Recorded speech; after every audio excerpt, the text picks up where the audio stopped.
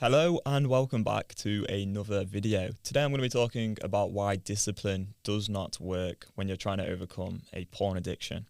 What I've got here is a journal from many years ago. I've just kind of put some sticky notes in it so that we can kind of go back to some very old sort of journal entries from, I'm not even sure how old this is. It's kind of funny as well because the notebook's called I May Be Wrong, but I Doubt It. It's like, yeah, I definitely was wrong back then, but there we go. I was in a porn addiction for about 10 years, right? And I used to always journal. And looking back, I can see now that it was the addicted part of the mind taking hold of the pen and doing the talking.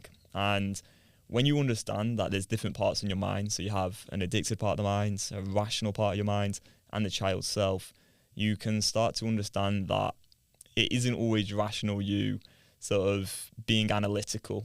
Often the addicted part of the mind can pose as the rational self, and it does this with unanswerable questions, over analysis, and that's why a lot of people, when they're struggling with porn, they kind of feel like they're just going round and round in circles psychologically, and it can be very, very frustrating. So what I want to do is read out a journal entry where I kind of focus on discipline in particular.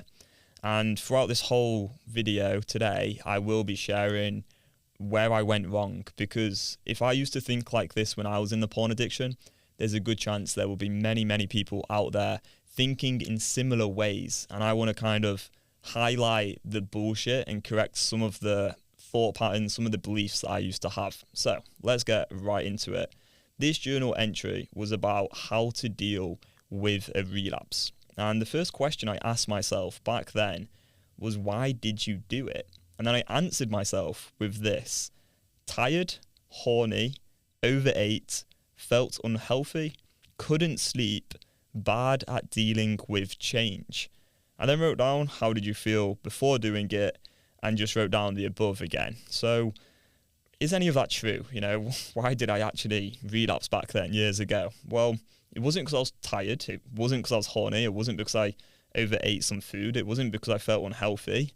It wasn't because I couldn't sleep. It wasn't because I was bad at dealing with change.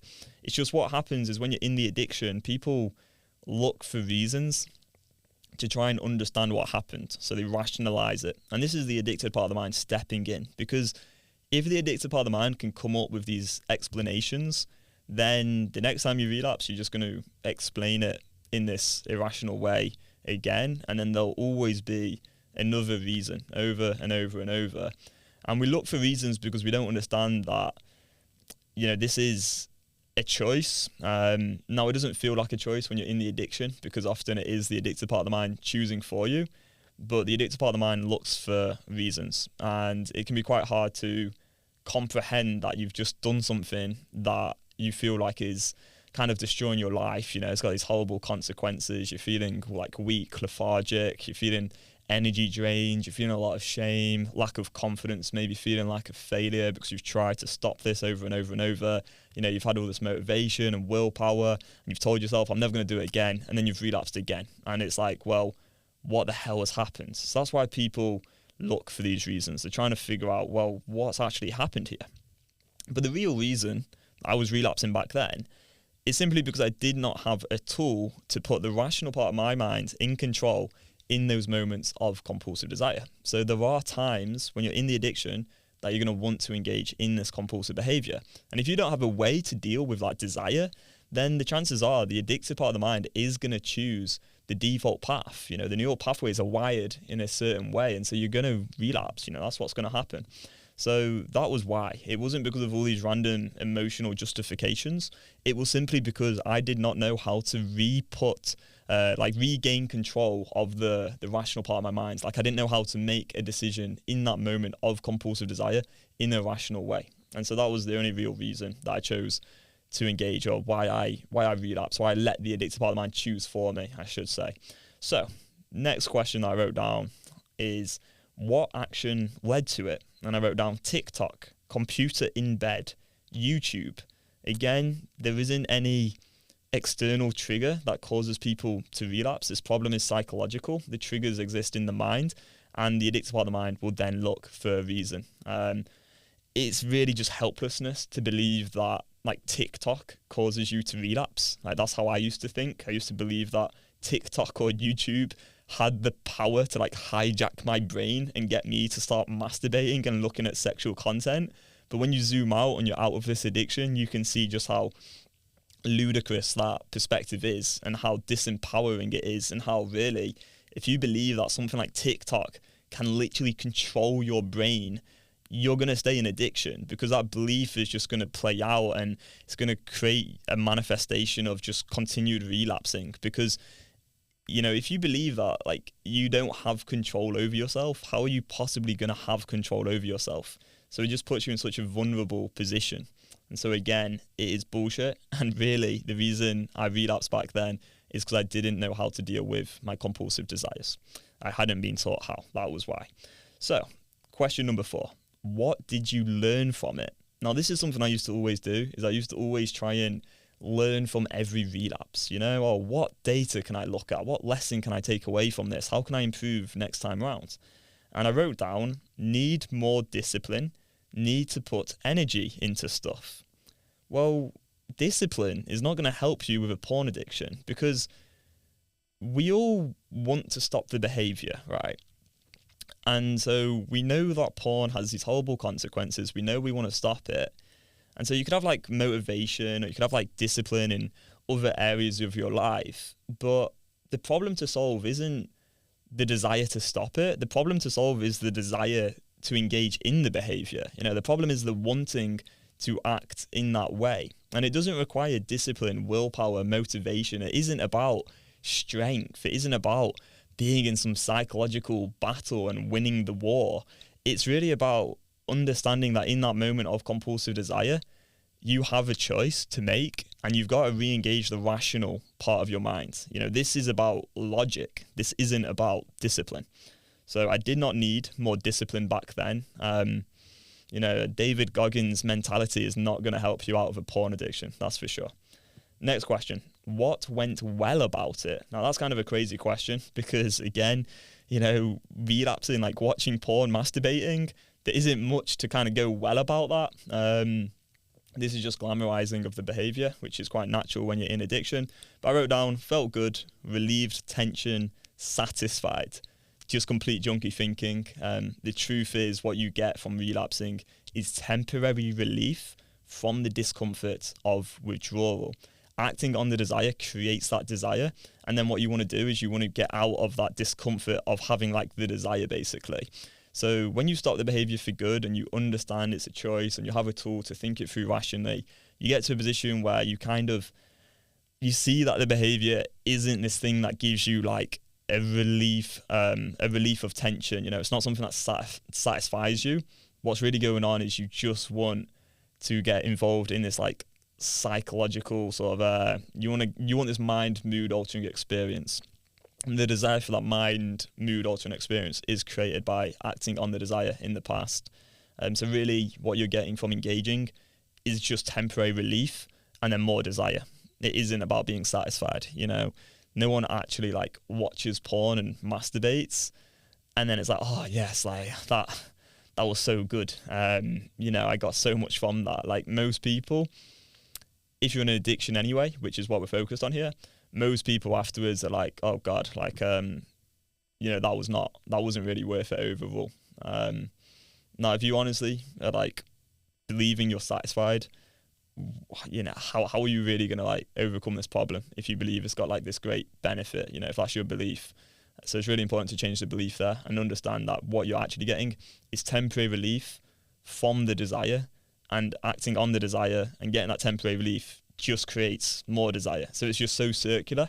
And when you're out of that whole like addiction, you no longer will think, oh, I get this temporary relief, because you're not going to be having the same sort of way of thinking going on. Hopefully that makes some sense. Next one, why don't you want to do it again? And I wrote down more tired, less energy, less confident, want to learn how to handle urges. What's so interesting about this question, again, it's another UQ. So these are unanswerable questions. Like everything in here is just complete bullshit from the addicted part of the mind. But what's so interesting about this is I wrote down, why don't you want to do it again? Why don't you want to do it again? all right, what is crucial about this? And like most people are going to think in the same way, but that question is so incredibly flawed. And this is what I mean about when you're in addiction and you try journal, you're just letting the addictive part of the mind take the pen. Unless you understand addiction and the different parts of the mind, you're just letting the addictive part of the mind write, and it's utterly pointless. Because the thing with this question is just bullshit. Like, when you're in addiction, you are going to want to do it again. Like, the problem isn't the fact that you're going to want to do it again. The problem is, how do you respond to the wanting? And so writing down, like, why don't you want to do it again? It's just like bullshit. It's like, well, you are going to want to do it again. So the question itself is incorrect. It's flawed. It doesn't make any sense, right? Next one. What will you do next time you feel such way? And I wrote, go to the gym, run, read a book, meditate, work, journal. All right, all just distraction, all just substitution, not getting into the compulsive desire, like not getting connected to that neural pathway of compulsivity, not thinking it through rationally, not changing the neural pathways, instead just running away, basically. Not a sustainable method. And then finally, what will you do now? Move on, focus on the present, work on becoming more disciplined, forgive myself. Yeah, it's good to kind of have that self-compassion in a way. Like, you've got to know that there isn't anything deeply wrong with you for continuing to relapse, but your approach really needs to be more logical and, you know, just thinking about becoming more disciplined. As I've explained, it's not going to help you with a porn addiction, because the problem is, how do you respond to the inevitable moment of compulsive desire, right? After you've relapsed, you tell yourself, okay, like, why don't I do it again? You know, what am I going to do now? And often for people in an addiction, which I was, as I say, for 10 years, we try like get away from the desire and like try make it so we don't have the desire again in the future. But that's only because when you're in addiction, if you've not been taught how to deal with it properly, you believe that if you have the desire, you are going to relapse. And so the whole paradigm through which you see this problem's got to it's just got to change so much. Like the whole world, like perspective on porn addiction is just so flawed. It just makes things so much worse. And like, I just see that all this stuff in my journal, I wrote it down because I had such good intentions trying to solve this problem. And a lot of this was kind of taken from random approaches on the internet that I consumed, like random YouTube videos. And it all just kind of made the problem worse, because I believe that my problem was a lack of discipline, when really it was a lack of rationale in the moment of compulsive desire. So the problem isn't that you can have the desires. The problem is, how do you respond to it in that inevitable moment of compulsive desire? And yeah, becoming more disciplined, it's just nothing really to do with actually solving addiction.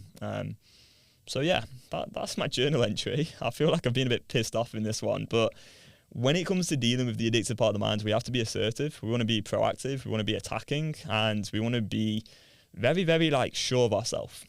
Because the addictive part of the mind wants to find loopholes. It wants you questioning yourself. It wants you to adopt a position of helplessness. And if you go round in circles, like asking all these different questions and trying to be like over analytical, it's just taking your focus away from the only thing that needs to be done, which is dealing with the inevitable moment of compulsive desire. That moment when part of your mind is screaming at you to relapse. What do you do in that moment? That's the only real like focus to have. And if you deal with that in the correct way, you're going to be good, and you're not even going to try and be more disciplined, right? Like, I never think about discipline anymore at all. It's just not something that comes up. I think the reason people try and be disciplined is because they're in addiction and they don't know how to deal with it. And they've been taught by the David Goggins memes and those sort of like bodybuilders on YouTube that they need to be more disciplined, when it really has nothing to do with porn addiction recovery. Hopefully this helps. Hopefully this provides a different perspective to you. Cheers for listening, and we'll see you in the next one. Goodbye.